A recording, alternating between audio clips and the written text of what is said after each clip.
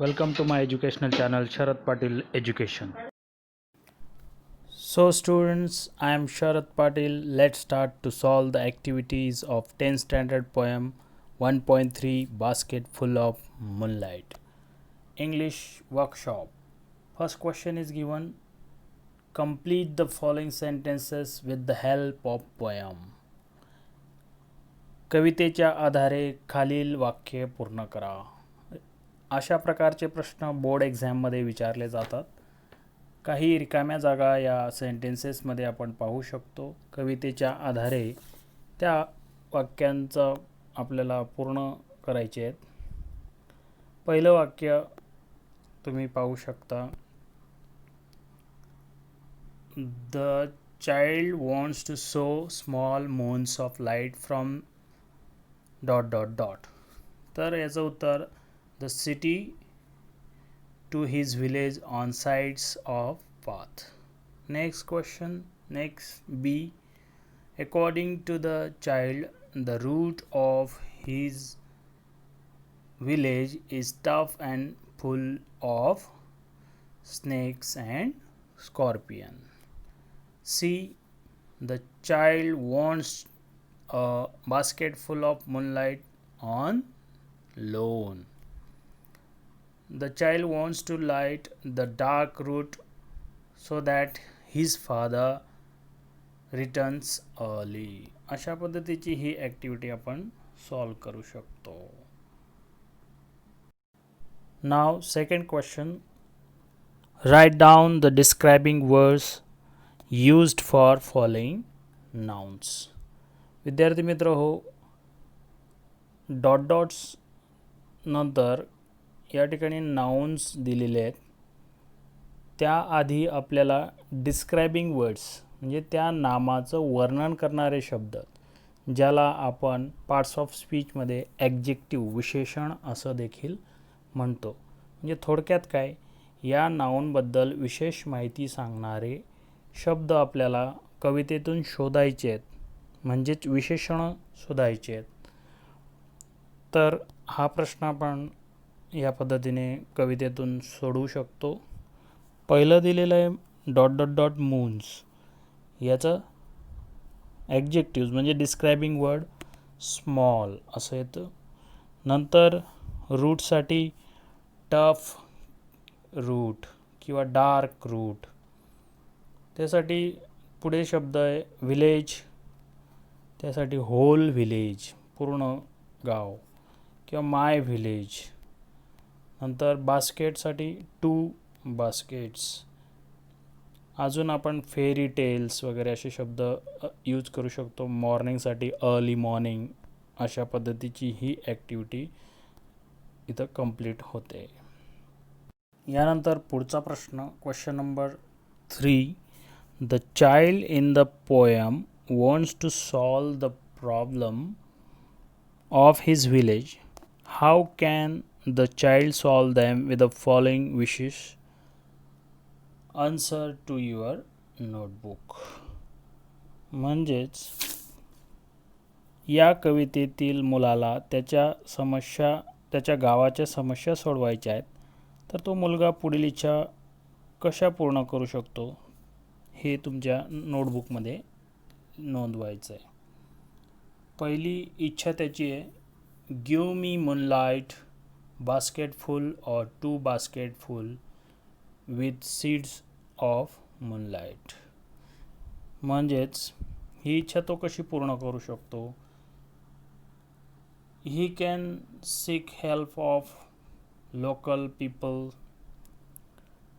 and urge the government or local bodies to provide lights on the roads from the city to his village. Next question. B. I want to light the dark route so that my father returns early. मला ते रस्ते प्रकाशित करायचे आहेत जेणेकरून माझे वडील घरी येतील. ही इच्छा तो अशी पूर्ण करू शकतो. Answer, he can with the help of villagers, government build good roads and make the roads safe so that his father and other villagers can return safe and early to their village.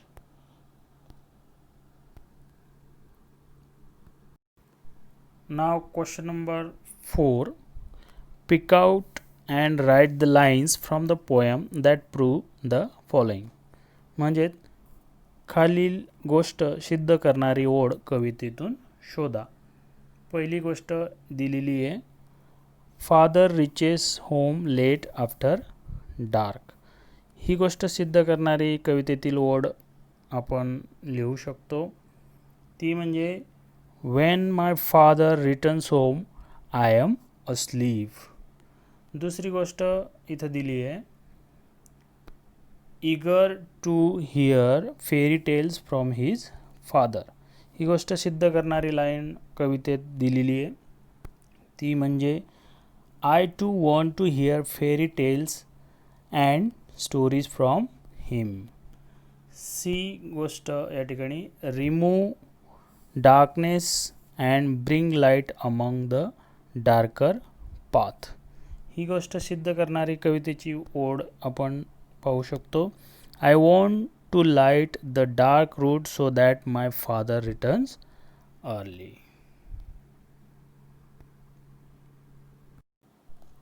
Now the next question number 5. Write as many words as you can using FUL as suffix. म्हणजेच विद्यार्थी मित्रो, FUL प्रत्यय जोडून जास्तीत जास्त शब्द तयार करा. शब्दाच्या शेवटी जे प्रत्यय जोडल्या जातं त्याला आपण सफिक्स असं म्हणतो. शब्दाच्या आधी जे जोडल्या जातं त्याला प्रेफिक्स असं म्हणतो आणि या दोघांना अफिक्सेस असं म्हटलं जातं. चला तर मग आपण FUL जोडून अनेक शब्द तयार करूया. उदाहरणार्थ बास्केटफुल त्या ठिकाणी दिलेलंच आहे. नंतर हँडफुल, त्यानंतर बकेटफुल, स्पूनफुल, कलरफुल, सॅकफुल, बॅगफुल, पॉटफुल, रॅकफुल असे असंख्य FUL जोडून शब्द तयार होऊ शकतात. नाव student, next question number 6, which is very important regarding language study, grammar. Pick out the examples of alliteration and repetition from the poem. कवितेतून अलिटरेशन आणि रिपिटेशन या फिगर ऑफ स्पीचची काही उदाहरणं शोधा, निवडा. आता या ठिकाणी अलिटरेशन आणि रिपिटेशन थोड्याफार फरकाने आपण जर पाहिलं, अलिटरेशन आणि रिपिटेशनमध्ये या अलंकारामध्ये फरक आहे. पहिला अलंकार अलिटरेशन, ज्यामध्ये initial sounds of words repeated, म्हणजे शब्दाचे सुरुवातीचे जे साऊंड असतात, अक्षर असतात ते रिपीट झालेले असतात, अशा ठिकाणी हा अलिटरेशन अलंकार होत असतो. कवितेतून हे एक्झाम्पल आलेलं आहे, O moon give me moon light basket full or 2 baskets full. या ठिकाणी मूनमधला यम आणि मूनलाईटमधला यम, बास्केटफुलमधला बी, बास्केट्सफुलमधला बी हे साऊंड रिपीट झालेले आहेत, त्यामुळे अलिटरेशन.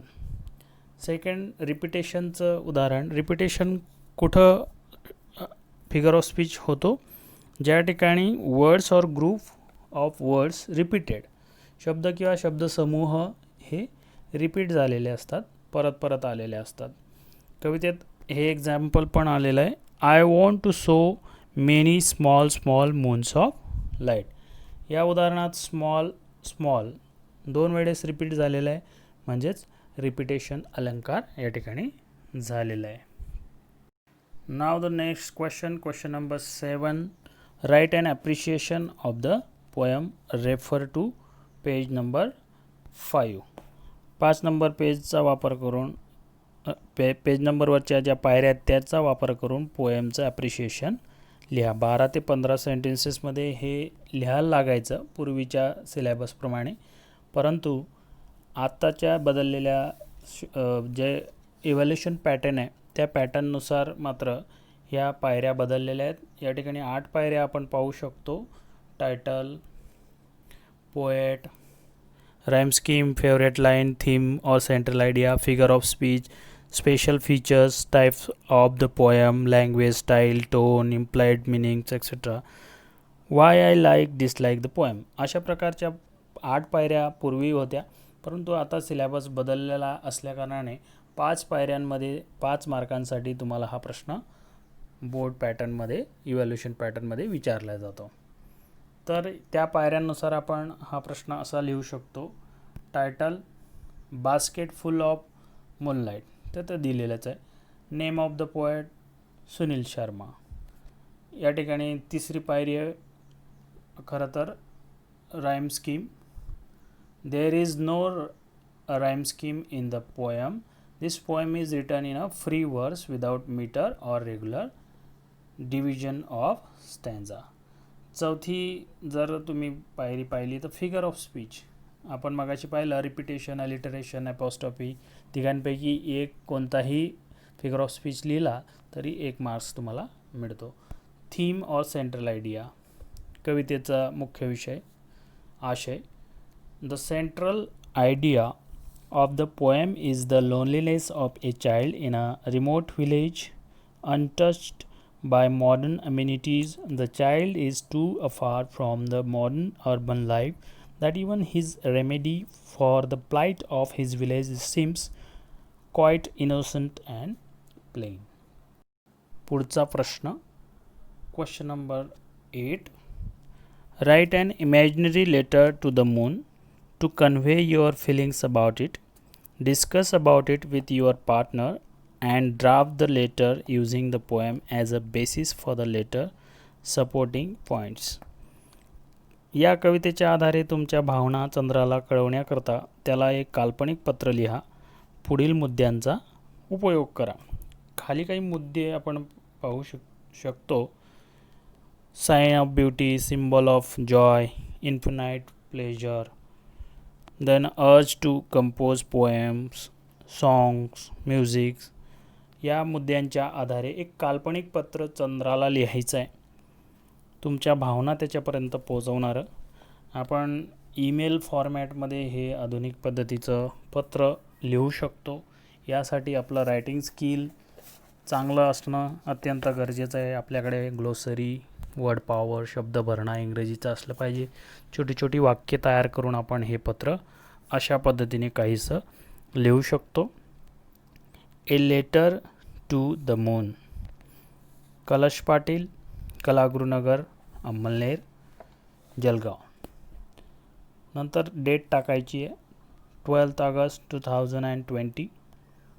नंतर सॅल्युटेशन डिअर चंदा मामा, कॉमा देऊन नंतर मग पत्राला सुरुवात. How we love you dear, you are the sign of love and beauty, not only for children like us but also for the grown-ups. You are the one who looks after all the living things on the earth and gives joy to all of them. Looking at you gives us a great heavenly joy. Your cool light gives us comfort and soothes our body and soul. Your cool light guides the travelers at night and gives infinite pleasure of walking in the serenely beautiful light. Mothers sing your songs to make children sleep. Your beauty inspires poets and musicians to compose songs. Without your presence, who will write lullabies for us? Your dear children, who will write romantic poems without looking at you?